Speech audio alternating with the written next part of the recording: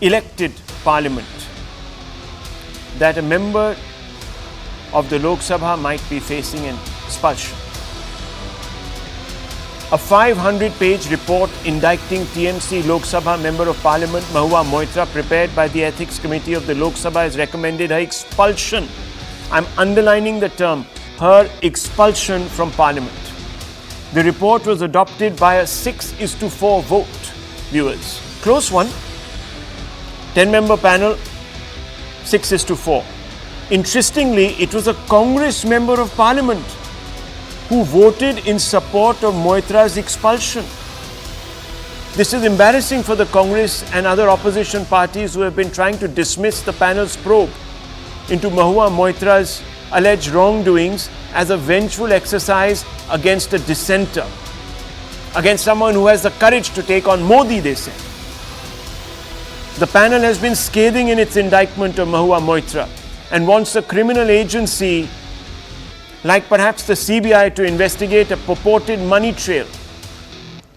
The word money trail has been used in the report, not my words. The panel believes that the TMC MP gave her Lok Sabha login to a businessman to pose 47 ill-informed questions just to malign the Prime Minister Narendra Modi. The panel suspects that the favor to share the login was done in exchange for gifts and cash. This is what is being said, viewers.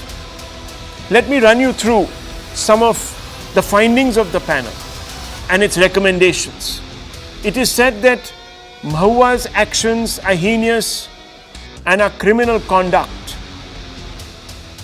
And they've recommended the expulsion of Mahua Moitra as a Lok Sabha Member of Parliament. Very serious, viewers. As I told you, it's only the third time that such a decision has been taken by an ethics committee.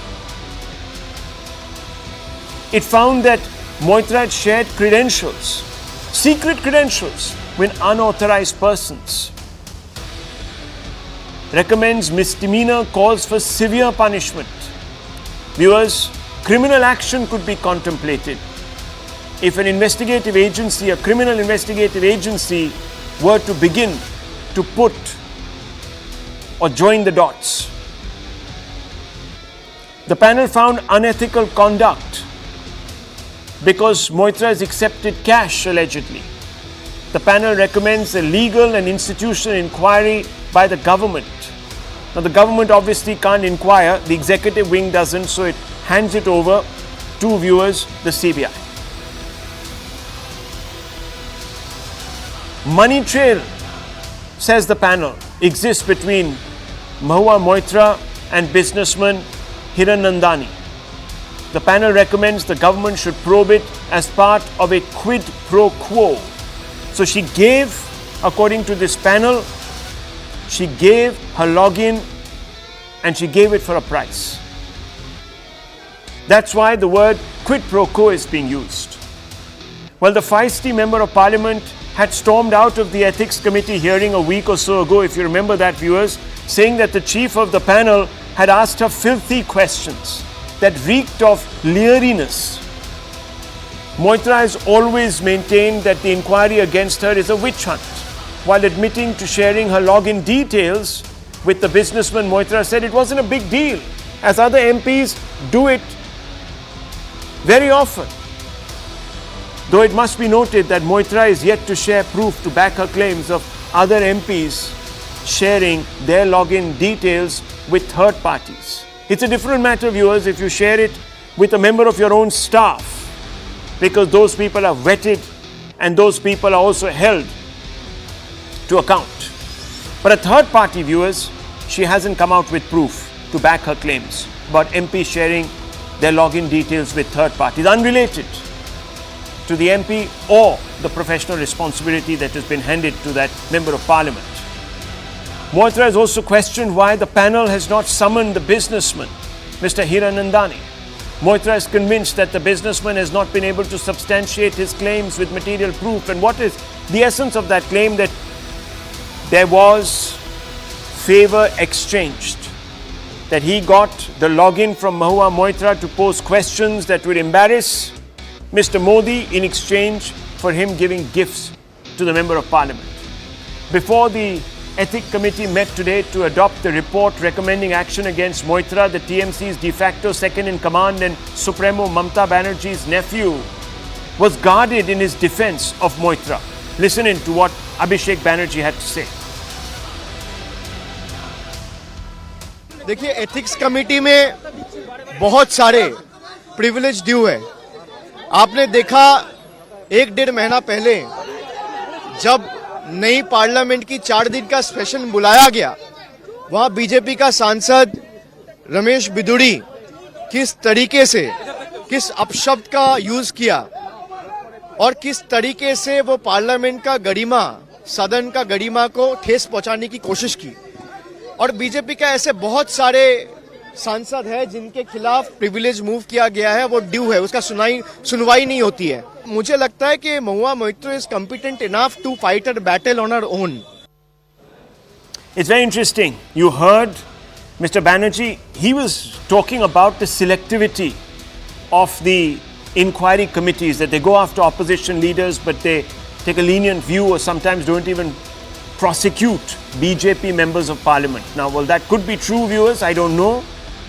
I'm not a member of parliament. That's a charge that has been made. But he, at the end of the day, left it to Mahua Moitra to argue her case, saying she is competent enough. So the TMC maintaining that distance, that it has done so from day one. But CNN News 18 has accessed details of the report that lays down why, apart from the obvious charge of breaching public trust, Moitra also needs to answer to the graver charge of undermining national security. Viewers, remember, documents that are not in public domain are circulated to members of parliament. Now, this committee believes that third parties that acquire them could get advanced knowledge of proposed policy changes. It's a bit like insider trading. If you know that the government is contemplating, let's say, amendments to a certain bill, and that bill is being circulated, you will know that a particular sector of the economy could be impacted in this way or that, and therefore you could leverage your information, either by investing in companies that are invested in that sector or by investing yourself. And it is known to happen, viewers, in the past. The committee also says that the system could be vulnerable to cyber attacks, crippling the functioning of Parliament of India. After all, viewers, in this day and age, when hacking has become so absolutely de rigueur, anyone could use that login to get in and then navigate their way through secret information that is usually available on the website. Fake documents to produce false narratives could be grafted onto the portal, undermining national security, spreading all sorts of misinformation. At the end of the day, viewers, parliamentarians need to vote on bills. If they don't have the right facts, the accurate facts, that might influence the way they're voting. Hiranandani's kin, says the committee, are foreign nationals. Providing him login risks leak of sensitive material to foreign agencies. Viewers, all of this has been documented by the Ethics Committee to build a case against Moitra for undermining the national security of the country.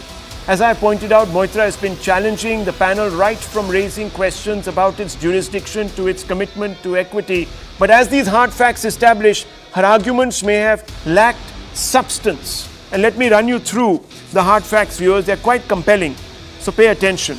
The charge that Moitra has often made and other opposition leaders have made is that the panel is impartial, as BJP MPs outnumber opposition MPs on this panel.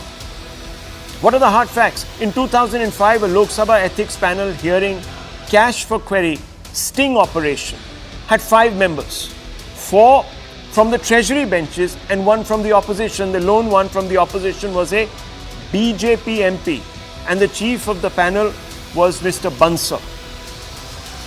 He was, of course, viewers, a minister in the UPA.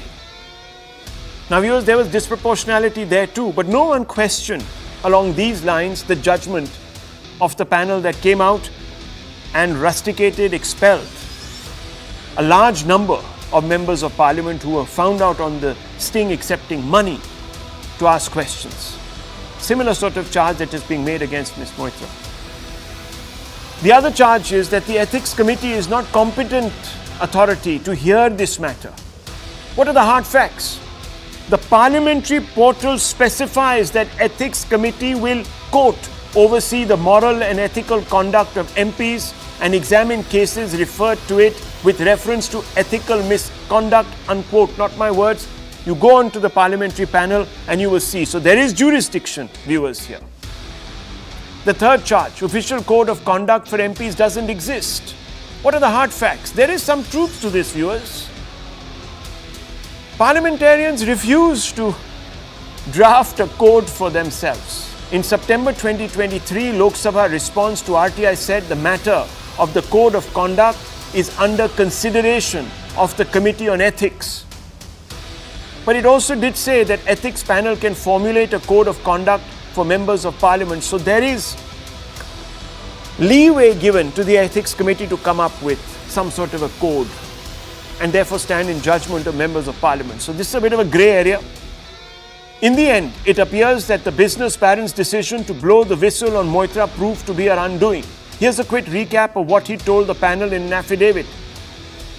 Now, viewers, he said, and I quote, Mahua Moitra was very ambitious and wanted to quickly make a name for herself at the national level. She was advised that the shortest possible route to fame is by personally attacking Shri Narendra Modi. The only problem was that Shri Modi enjoyed an impeccable reputation. She thought that the only way to attack Shri Modi is by attacking Gautam Adani and his group, as both were contemporaries and they belonged to the same state of Gujarat. She shared with me her email ID as Member of Parliament so that I could pose questions against Adani directly on her behalf when required. Over a period, my friendship with Ms. Moitra grew. I also felt that through her, I would get support in other states ruled by the opposition. Importantly, she also made frequent demands of me and kept asking me for various favors which I had to fulfill in offer to remain in close proximity with her and get her support, unquote. The development forces us to pose some big questions today, viewers. If Mahua admitted to handling her login password to a third party, is she being hypocritical by accusing the ethics panel of bias today? Panels in the past have also been dominated by Treasury bench MPs. In fact, such panels are structured in this way. So why are questions being raised now? There are several other questions we are going to ask in our debate. We're going to face off in the very beginning, viewers, between a Congress member of this ethics committee and a BJP member of this ethics committee. And then we are going to open this conversation up to our other panelists. The big question on this debate, viewers, posed, and we're going to go straight out to our guests. Hello, Moto.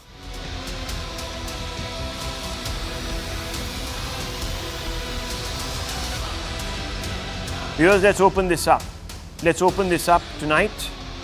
And I want to go across to Aparijita Sarangi and Mr. Vethalingam, who's a Congress Member of Parliament. Both of them, viewers, were on this panel. We are also joined by Abhijit Iyer Mitra, who is looked at the national security implications of this very closely. And we also have with us a TMC supporter or sympathizer, not a supporter, and analyst Monojit Mondol, who has been extremely sharp coming up with his responses to questions that have been posed. So we have a very good panel tonight and we're going to have a very interesting debate. So let me first begin with you, Ms. Sarangi, and let me ask you, is this a kangaroo court that was set up to make an example of a person who has, in her own words, courageously stood up to Mr. Modi and the BJP?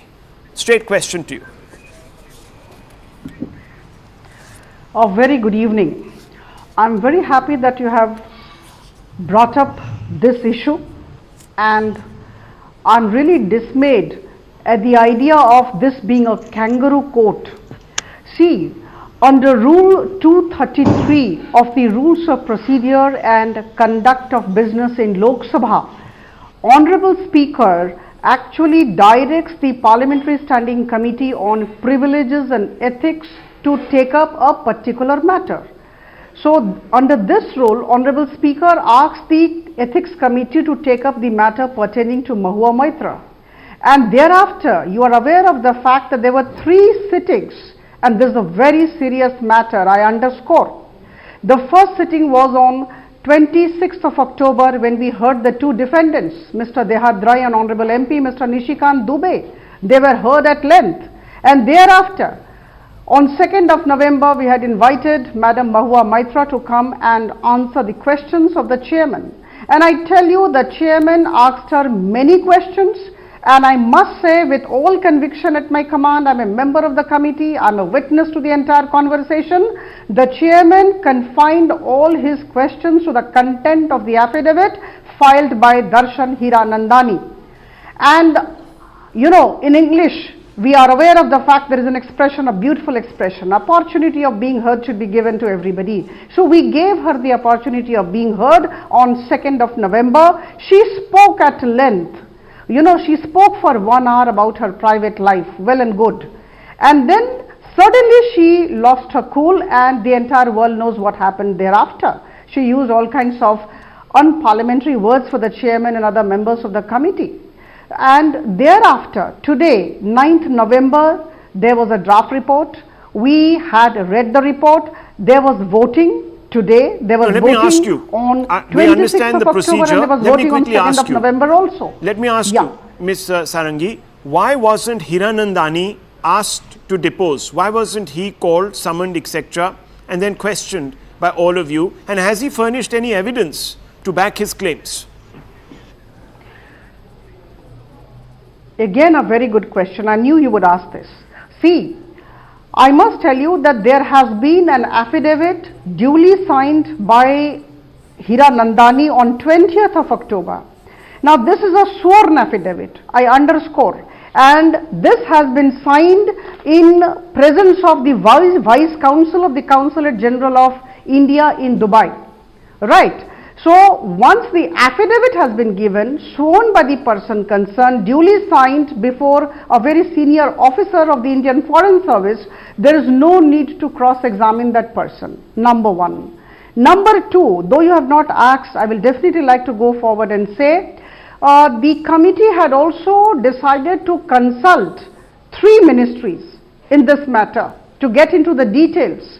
You know, there are technical issues also, so we wanted to get into the details of the matter. So we actually got a report from the MHA. We called for answers from Ministry of IT. We also called for answers from Ministry of External Affairs.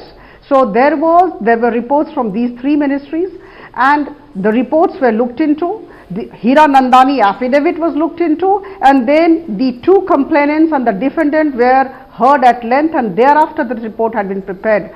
So I don't think this particular thing has been done in hurry, and enough application of mind has been done. The one thing that one needs to point out, we all have discussed the matter. Okay, the one thing that needs to be pointed out is that the scope of this committee was limited. All they wanted to know was that was a breach of parliamentary conduct of Lok Sabha rules, did it take place because Ms. Moitra decided to hand her login to another person. That was really the remit. Am I right or am I wrong? Ms. Sarangi, very quickly, because I want to bring in Mr. Vaithilingam. Absolutely. Okay. Absolutely. So it didn't matter if money changed hands. Sharing of login credentials. Yes. It was a very, and that's why the Meiti ministry. It does matter. That's it why. It does matter. Yeah, 1 second. It wasn't germane to your investigation if money changed hands. At this moment, you were looking only at the breach of conduct rules by handing somebody the login. The rest of the, money trail, as the report quote unquote says, will be investigated by an organization that is empowered to look into criminal matters. Right, Ms. Sarangi? Is that the sum and substance? Yes. See. Committee on Ethics is aware of its limitations. Right. We are supposed to look into the fact whether a particular parliamentarian has indulged in something unethical. And here unethical conduct has been proved. We are all aware of the fact.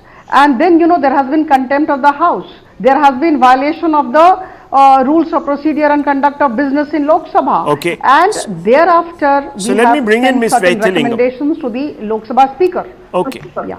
Let me bring in Ms. Vaithilingam. Mr. Vaithilingam, if Mahua Moitra has admitted to handing her login password to a third party, I want to ask you, is she being hypocritical by accusing the ethics panel of bias, sir?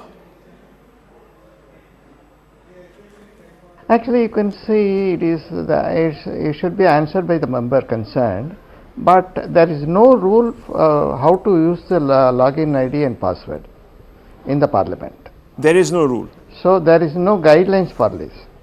So there is no guideline. Aparijita Sarangi, there is no guideline. I pointed that out in the hard facts, that there is no rule of conduct that has been coded. So that's the end of the matter then. There's been no breach. I mean, this is extremely unfortunate. This is extremely unfortunate that a senior parliamentarian is actually supporting what has happened. Very unfortunate. You know, we should set everything aside. Any right-thinking person will support the recommendations of the committee today, right? Sharing of login credentials with your own staff, well and good. But sharing of your login credentials, your ID and passwords with somebody who is staying in UAE, he may be an Indian national, but he has residential rights in Dubai and he has friends among foreign nationals. So you know, you are Okay, subjecting your entire system that point to was problems made. in future. Okay, and so you making compromise the thing entire vulnerable. system. Yeah. You put it in the hands or the Absolutely. care of third parties who you can't vouch for. Monojit Mondol, how would you like to respond to that? You know, I first of all, I pity these men and the woman who was in the panel. I mean, look at the way the patriarchy speaks. The only problem that Mahua has in her life is she's too bold and feisty in her attitude towards these men. That's the only problem that we've been seeing for the last 5-6 years. And I've been speaking not merely as a supporter of a political party, but as an academic. It's the only problem of the patriarchy. And this person, I think, who has been a very good, I think, administrator, I think, in her life, she has also been acting as the agent of the patriarchy. That's it. But what is the crime she has committed? And this, one of the panelists is saying that there is no rule for using such login credential, and yet for the last 1 month you are hounding her, you're pouncing on her. Okay. On the other hand, you are talking about empowerment of women, reservation of women in the parliament. She has been singled out because she is a feisty woman, bold woman. And she's feisty and she's bold. I wish the opposition had stood up and lectured Nitish Kumar like this a couple of days back, because he also exhibited the most crude form of patriarchy. Of course, but it has to start from the top first. Right. I don't know, Chief Minister. What? And you are harboring a terrorist in the parliament by the name of Okay, let's not go down that route now. She is charged by the court of law. Okay, Mr. Mondol. But in the parliament, Mr. Mondol, the India Alliance, the India Alliance, as it calls itself. Shame on this ethics committee. Okay, let's not go. Let's not bring in extraneous material. Sadhvi Pragya is not on trial. One minute. No, she's not on trial, and we are not going down that route. Always we get into this Hindu terror route, sir. What is your animus against Hindus? Forget all that. No, don't make this religious. We are not getting into the religion aspect of it. Please, let's keep religion and politics out. This is not religious. We are sticking to. This is deeply pitiful of the men who are sitting in the ethics committee, asking personal questions. We don't know first of all. I'm a woman. And there was only one member in the ethics committee. Only one woman I don't see how. When you are interrogating a woman, there need to be more many people. Okay, Mr. Mondol, many people have said. Interrogating women regarding her personal life. We don't talk over each other, sir. Who is also acting as the agent of patriarchy. That's it. Okay. So just 1 second. Viewers, whether the panel chief spoke to her in a manner not becoming, etc., etc. If it is true, it's unfortunate. If it isn't, it could also be regarded as an attempt at deflecting from the main issues. So let's not take everyone at face value. Let's put those issues aside. These are very clever red herrings that we are made to chase. Let's get to the central aspect here. The lady, the member of parliament, is being expelled, or the recommendation for her expulsion. And remember, this matter has to be put to vote. So the speaker will get the report. He'll call the house. There will be a vote. And after a vote, it depends if the other MPs think it's grave enough offence and vote her out, she's gone. But there's still some time. And remember, there's a Congress member of parliament, a lady member of parliament, Parneet Kaur, who has sided with the ethics panel's findings. She's also a woman, viewers. Why would she be in such a hurry to be part of some patriarchal exercise to shame a bold member of parliament. Ayyar Mitra, how would you like to respond to the 2 or 3 people who have spoken already? So, thank you, Rahul. I first want to congratulate Sarangi ma'am and Parneet Kaur, who's not with us, for being agents of the patriarchy. Never in my life did I think a member of parliament would have to come on a TV debate and state that she is a woman, just to appease, accusations of being an agent of patriarchy. So I think this is an India first that we've seen, number one. Number two, I would really recommend that people go see the NIC document that is given to every member of parliament when they have to sign up for their parliamentary account. The very first line, bullet point number 1 in that document is, do not share your password and log in with anyone. Number 3, there is no, show me which part of the constitution that says you will not kill or you will not steal. It does not. It just prescribes punishments for theft and punishments for murder. But nowhere does it say thou shalt not kill and thou shalt not steal. Now, if you don't know, you are an adult,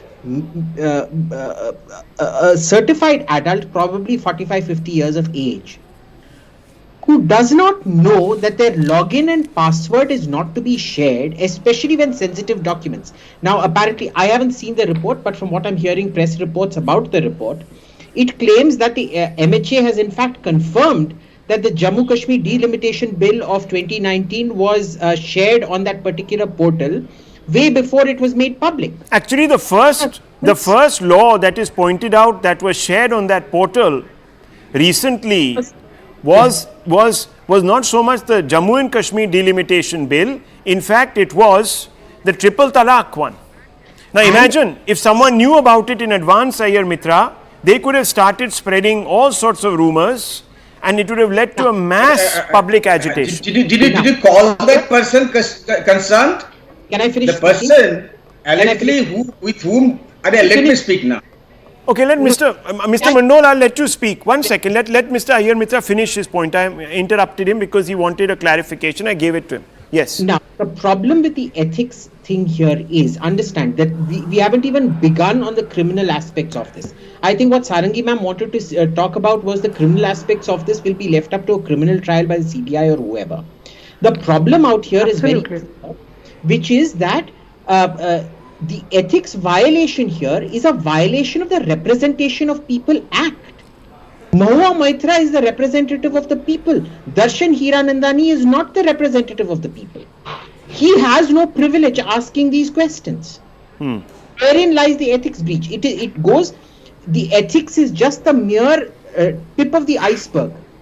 The language used in the report given to the speaker apparently includes heinous, criminal, etc., etc. Also, there has never been the kind of name calling and abuse in any ethics committee ever, in any kind of parliamentary committee before, which is why they have recommended new rules to deal with misbehavior in a committee. That is how bad this went. So it was all deflection.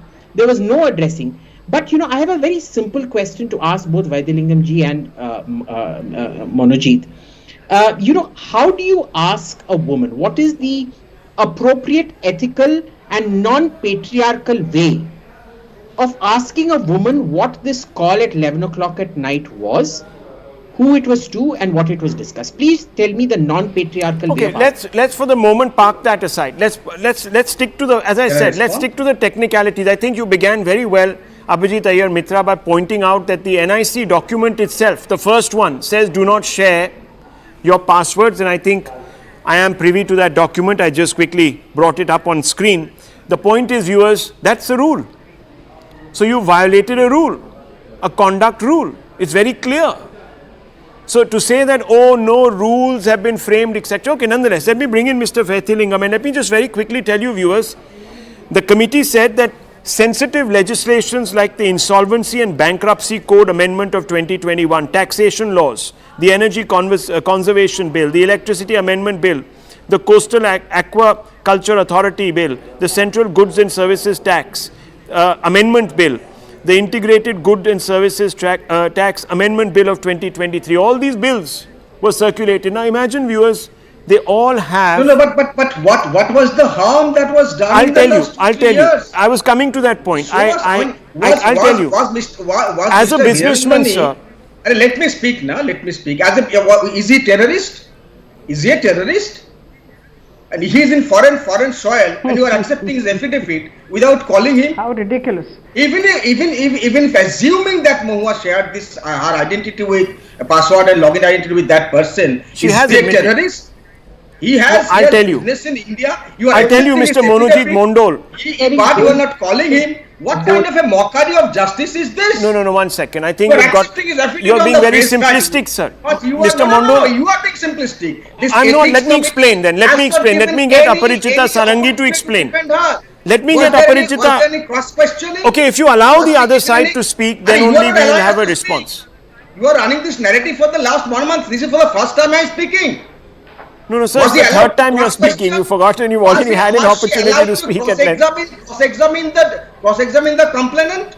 Okay. This is a quasi-judicial proceeding that we're Can you allow me, sir? This person... No. We can get your answer if you're willing to listen to the answer. Would you like Ms. Sarangi to answer you? Just one point I want to make. Did you allow her to cross-examine the complainant? 1 second, let me get to the point. Let's get to... You are asking all these questions. I'm also posing these questions. If you allow me to, let's have the debate. You're not the moderator, sir, please. What is the debate here? We are only giving one side of the story. I'm not giving one side. I began by asking the most fundamental question. Where is it? Okay, I'm not going down this route. One minute, sir, please. Monojit Mandal, don't disturb. That's not fair. Don't disturb. Mr. Vaithalingam is sitting very peacefully. Ms. Sarangi is sitting very peacefully. Let's go to them. Let's ask these questions. No one is running away from the questions. You might be running away from the answers. So let me get the questions. Now, viewers, I just want to say one thing. He says the man is not a terrorist. Of course he's not a terrorist. But he's a businessman who has interests. And if you know that amendments are happening in certain bills, certain policies are going to be tweaked, and you are perspicacious enough with that knowledge, that insider knowledge, and you begin investing in those sectors, or you begin to invest in companies who are invested in those sectors, you have an advantage. Ms. Sarangi, would you like to respond why this is a problem when bills and other sensitive documents... ask my also question. Viewers, remember... Was Mahua allowed to cross-examine... One second. Now you're changing the goalpost. One question at a time. Ms. Sarangi, respond to Mr. Mondol on the fact that this man is not a terrorist. So what's the big deal if he's looking at sensitive secret documents of the government and the policies and bills that are forthcoming? What's the big deal? Can you explain? You are shifting the goalpost now. I'm asking the question you began by asking. Principle of natural justice. How ridiculous the statements of Mr. Mondol are. Yeah. Please, Ms. Sarangi, respond. How ridiculous the statements of Mr. Mondol are. He is an academician, but his statements smack of immaturity and lack of understanding. You know, it is criminal for a parliamentarian to give access to somebody else, to her or his members' portal. All the bills are circulated through that portal, and you know, we cannot let others see what are there on the bills. They are all proposed amendments by the government. And after the parliamentarians discuss and debate over the bills in the Lok Sabha, the Rajya Sabha, they are converted into acts. So we cannot share these with anybody who is outside the system. And this gentleman is not the PA or the PS or the OSD of Mahua Moitra. He is sitting far away in Dubai, and he is having access to the members portal, and he is having access to everything. Okay. To the ID, to the password. So you're saying sensitive information. Remember his skin. I think this is criminal. His skin are also... Absolutely. And you are making the entire system highly vulnerable. His kin have foreign passports. We don't know what their associations are. They might be very, very decent, nice people. But who knows today, viewers? Who knows? Someone shares something with some other government. You know a bill is coming. You can start a parallel. You can start a parallel, yes, propaganda outside saying the bill is going to impact you this way. Remember the CA, viewers? What happened with the CA? Riots happened when the CA came through because people spread misinformation. Anyhow, let me bring in Mr. Vaithalingam. Okay, Mr. Mondol, now you're jumping in, and it's not fair. No one else has jumped in when you are speaking. Please. I'm not pontificating, sir. I'm only bringing out the obvious. Okay, let me just bring in. On the point, Mr. Vaithalingam, of this panel's construction having more BJP members and less opposition members. But the fact is, sir, that these panels are structured in this way. Why are questions being raised now? In 2005, this was the case. In the past, in 1951, this was the case. Okay, you can see he is a member of the parliament. We must protect the rights of the member. That is the basic issue of the member. So we are supporting her to make a rights of the member. And you see, it is the women member. So it should, she should not be harassed. That is the second reason. No, but by sharing her login with a third party involved in business, hasn't Mahua Moitra exposed the Lok Sabha portal to the possibility of tampering, sir? You're talking about the How is it possibilities. possible? I don't know. I am not a technical person. You're not a technical person. But you're a member of parliament, sir. You should know. You were sitting through those hearings. Anyhow, let me ask you. Former Prime Minister Pandit Nehru himself recommended the expulsion in 1951 of a Congress MP in a cash for query case.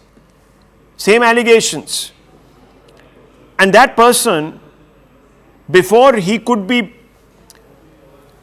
investigated or probed or a panel could be instituted, decided to quit the House.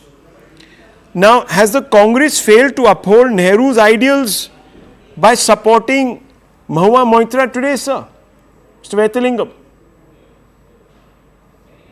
Yeah, you can see in this case there is no evidence of cash transaction. Even the affidavit saying that Darshan Hiranandani is not saying any cash transaction. There is no evidence of the cash transaction. He said, no, sir. He said, she also made frequent demands of me and kept asking me for favors, various favors which I had to fulfill. Now, it could mean getting cash, giving cash, sir, who knows? Anyhow, let me ask you, if the ethics panel outraged Moitra's dignity, this is a question that Mr. Mondol has posed, by asking her cheap questions, why would a woman opposition Congress MP have voted against her? Praneeth Kaur voted against her. Why, sir? She's a Congress MP.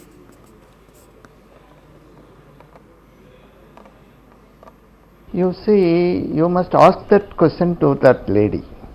And second thing, when we asked her about it, she is under the pressure. Under pressure. Aparichita Sarangi, it could be argued that Captain Amrinder Singh, Ms. Praneeth Kaur's husband, is today with the BJP and she felt obliged. Could you respond? He's saying she's under pressure. Yes, of course. I say with all conviction at my command that any right-thinking person would do what Madam Praneeth Kaur did. There is no question of pressure. She is a senior politician, she is a mature politician, and she would not buckle down under any pressure. You know, the arrogance of Mahua Moitra, the unnecessary aggression that Mahua Moitra had displayed all through, That is your problem. and her refusal to answer the questions of the chairman. I think these things, this attitude cannot be accepted by anybody, including Madam Praneeth Kaur. And there are two issues which I think we need to remember. Number one is sharing the login credentials with somebody who is outside India, somebody who is not part of her office.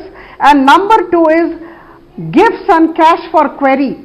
These two are separate issues, and you know, this is also criminal offense which would definitely be looked into by an agency, decided later on by the Government of India if Honorable Speaker accepts the recommendations of the committee. So let me ask let me ask the baseline question. These are very serious charges. These serious, are very serious indeed, charges, if proven I don't serious. Think we if should proven take it, serious, yeah, let me ask some baseline questions. Non-seriously. Okay, so let me ask the most baseline question, Mr. Mondol and Mr. Abhijit Iyer Mitra. I'm bringing you into this now. First, Abhijit Iyer Mitra, because I need a response from Mr. Mondol. Now, Abhijit Iyer Mitra, should the TMC,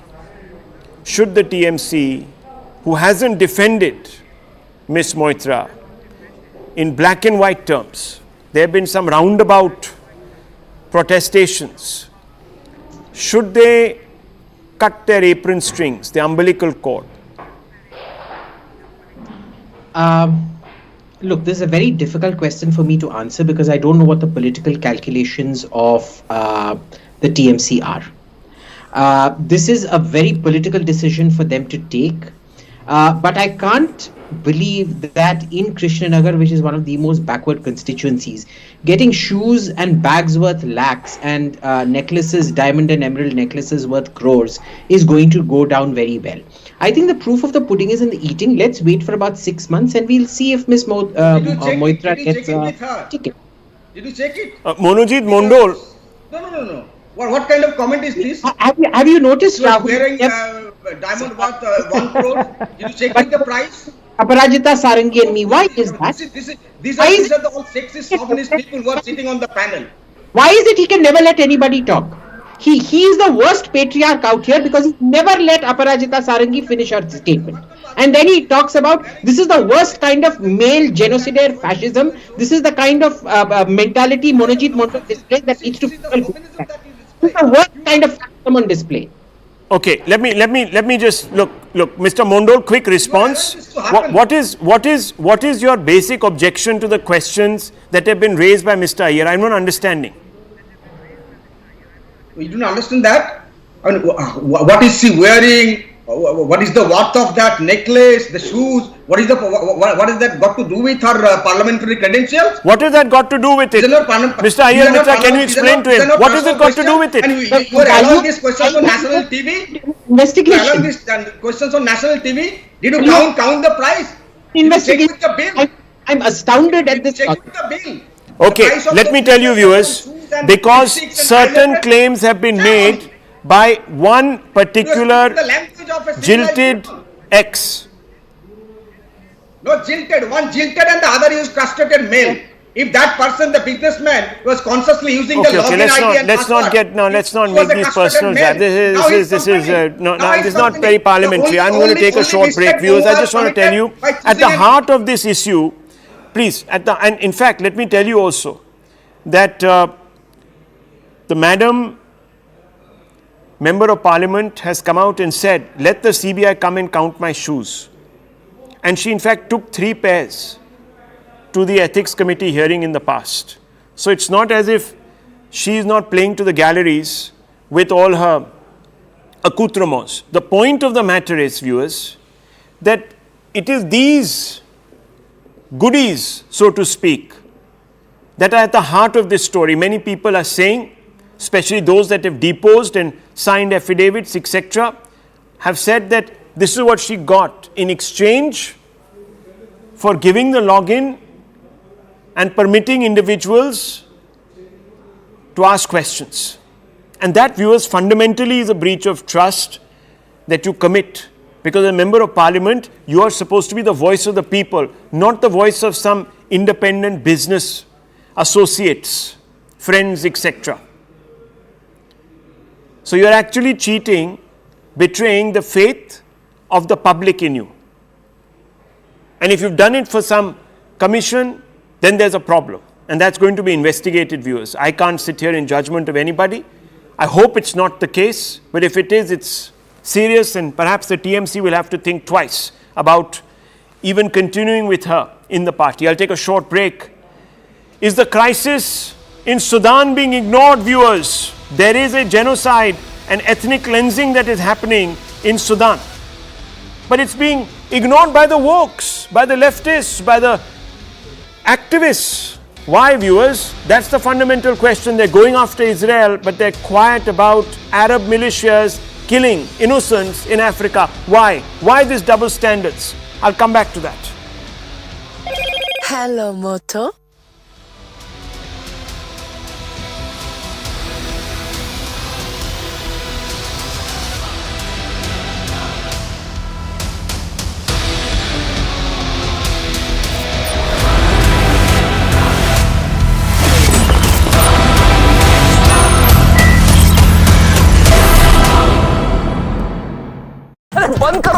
I can tell you is that we want to stay open to the idea that it might take, in fact, likely could take, more than one humanitarian pause to get them all out.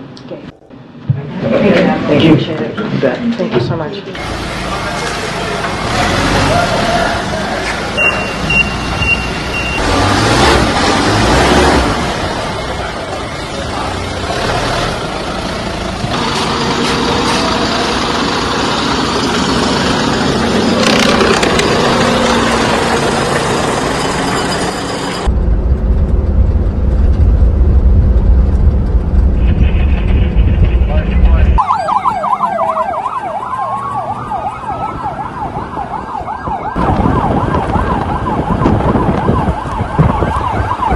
For a second day in the row, the International Committee of the Red Cross, the ICRC, was able to escort 6 ambulances out of Gaza City and to the Rafah crossing with Egypt, where I'm currently stood.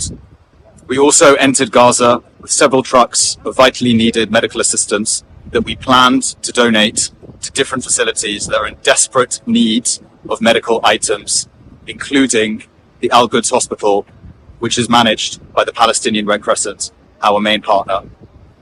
The ICRC, due to serious security challenges on the road, which included one of our trucks being impacted and with one of our drivers being injured, was not able to go ahead with the plan as we intended. We were, however, still able to deliver the majority of the assistance that we had with us to one of the major hospitals within Gaza City, Al-Shifa.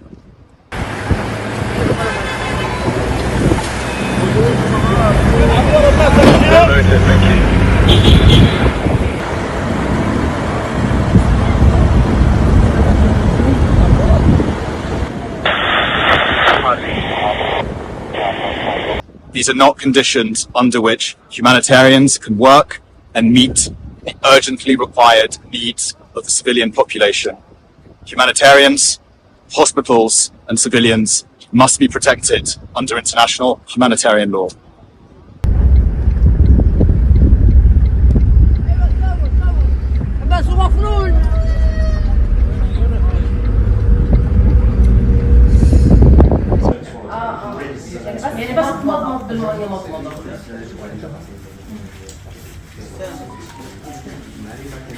In the last week, I've had to tell a father that his child has non-survivable burn injuries.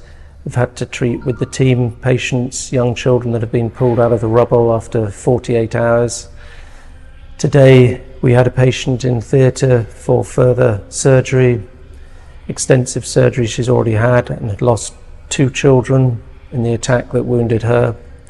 We're still getting patients every day with very significant injuries that are going to take a long time to heal. We're really running out of things now, dressings, particularly for the burns. We're running out of anaesthetic and analgesic drugs. The staff, both ourselves and the local staff here, are getting very worn out. The living conditions are very basic. There's not much food. Electricity cuts in the evening, difficult and irregular communications, but of course this is nothing.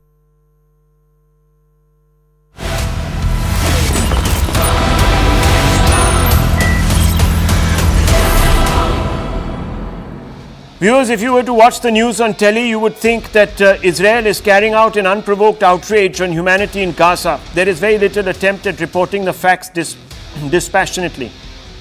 Everyone seems to have forgotten that Israel is acting in self-defense after Hamas terrorists carried out a pogrom against Jews in Israel on October 7.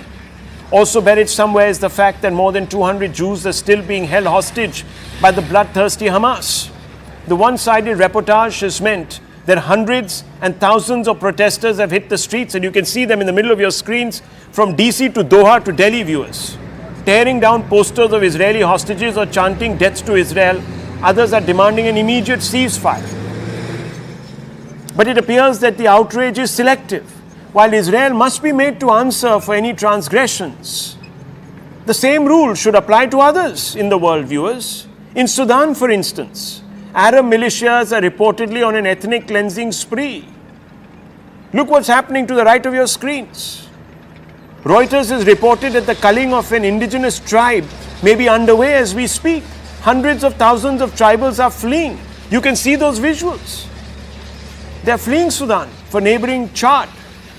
But obviously, their lives don't matter. There has not been one single protest by the woke, the left, anywhere in the world. The question is why? Let's ask viewers, are some lives more important than others? Let's open this up. Let's not delay. Let's go straight across to Iyer Mitra, and let's also bring in Mr. Isa Amro. Mr. Amro, let me begin with you.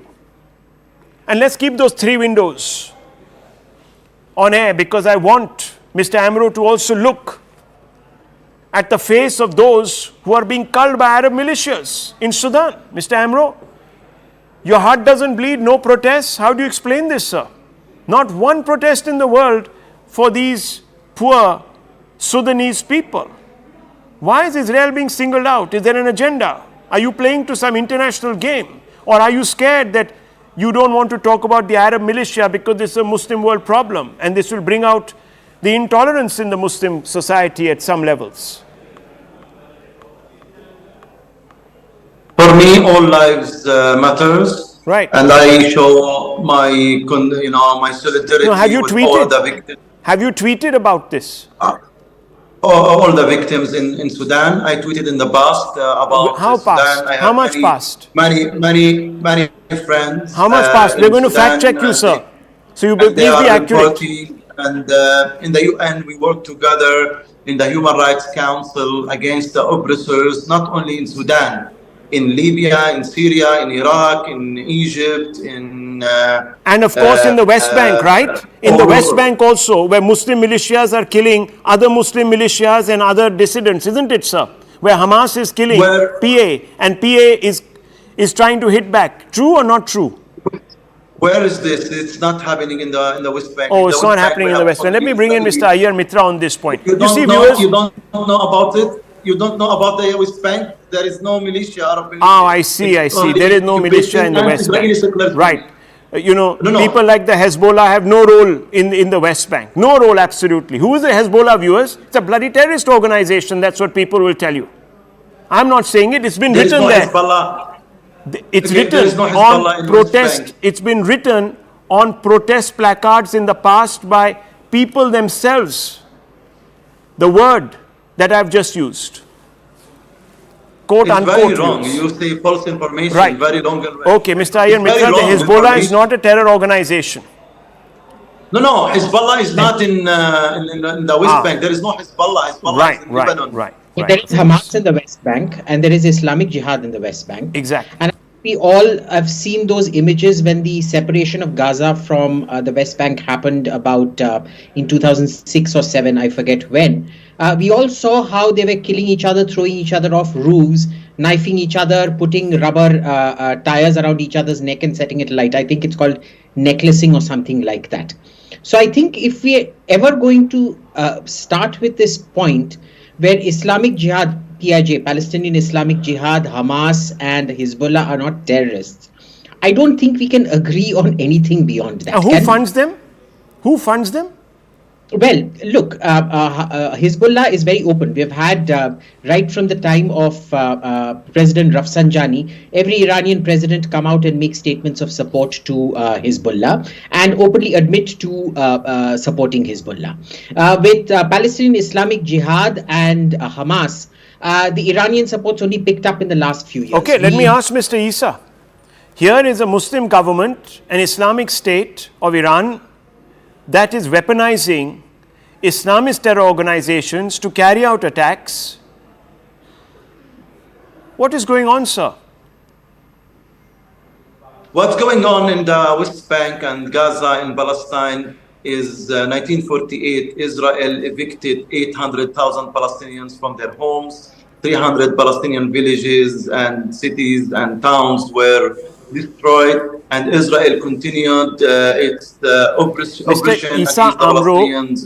Mr. Isa Amro, Israel's excesses have been well documented. We are not here to condone Israel's excesses. I am asking you, why is there only selective outrage? Israel has crossed the line. I am saying it tonight. I have always maintained that, Yes, that in the that's past great. it has Let's crossed the agree line. about that. But I'm asking you, sir, when Arab militias cross the line, why isn't the Muslim world coming out in support of the Sudanese? Where are the protests?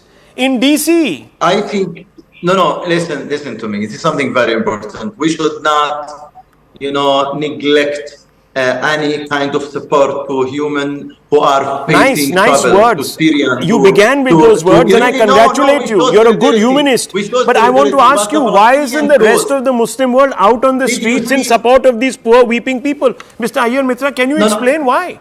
Because he's not going to answer the question. You don't follow the news.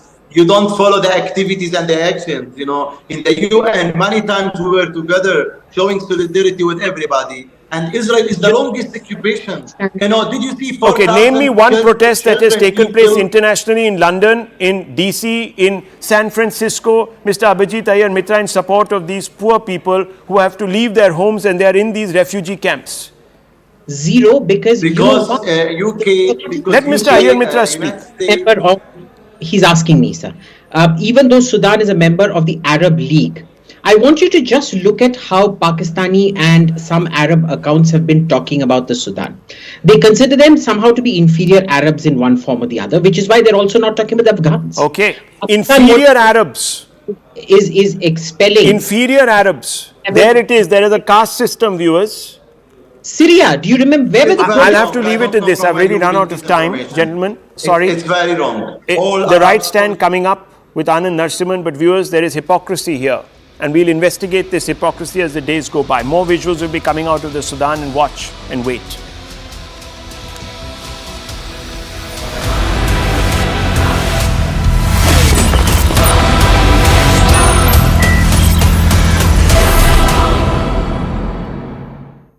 Co-powered by The people here in Gaza are suffering at this moment.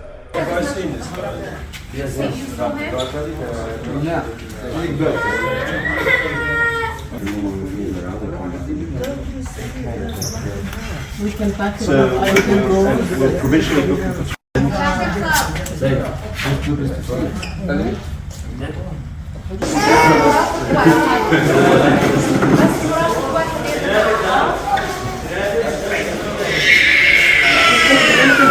Can you do your usual?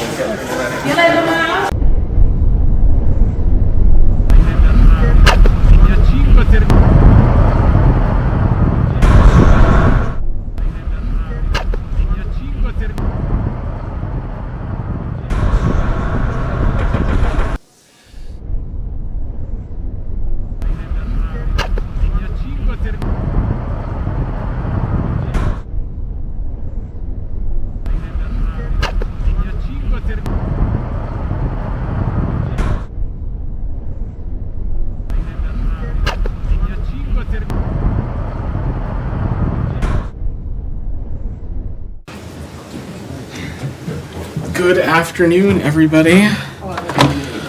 Shut. Sure. So our understanding is that given a security circumstance that the Rafah border crossing remains closed today, but this is something that we are continuing to work with in partnership with the government of Egypt and the government of Israel towards safe passage for more U.S. citizens, eligible family members, and lawful permanent residents to be able to exit. The number of American citizens, LPRs, and eligible individuals to have departed Gaza continues to be at more than 400. The number I provided up yesterday, I don't have any additional updates at this time. Outbound, inbound traffic at all through Rafah today? It remains closed, is our understanding. And in your conversations with Egyptians, do they give at all the timeline on when it might be reopened? Again, I'm just not going to parse into the specifics of the parameters, as our understanding is that its closure was because of a certain security circumstance. So our expectation is that once that circumstance is resolved, the crossing will be open at the regular intervals that it's been open, and the flow of humanitarian aid into Gaza and the facilitation of foreign nationals interested in exiting will be able to do so. Military support to Israel, and is the U.S. still in the position of not throwing any red lines for Israel? What I can say, and this is not the first time that you've heard me, the Secretary, or Matt, or others say this, and dating back to October 7th, we have laid out in clear terms, and we have done so directly with our counterparts and our partners in the Israeli government, that there is a moral imperative, a strategic imperative, and a responsibility to distinguish between Hamas terrorists and Palestinian civilians in Gaza. And we'll continue to lay out that very clearly. And we have also raised directly that we believe that there are additional steps that can be taken by the Israeli government to ensure protection of civilians, and we'll be continuing to watch.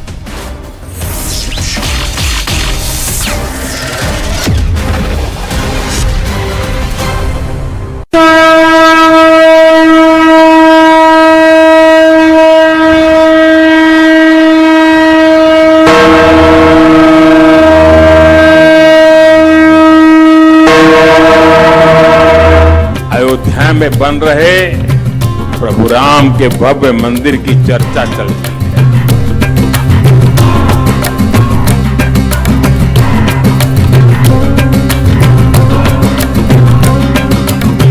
Ram काज किने बिनु मोहि कहा विश्राम।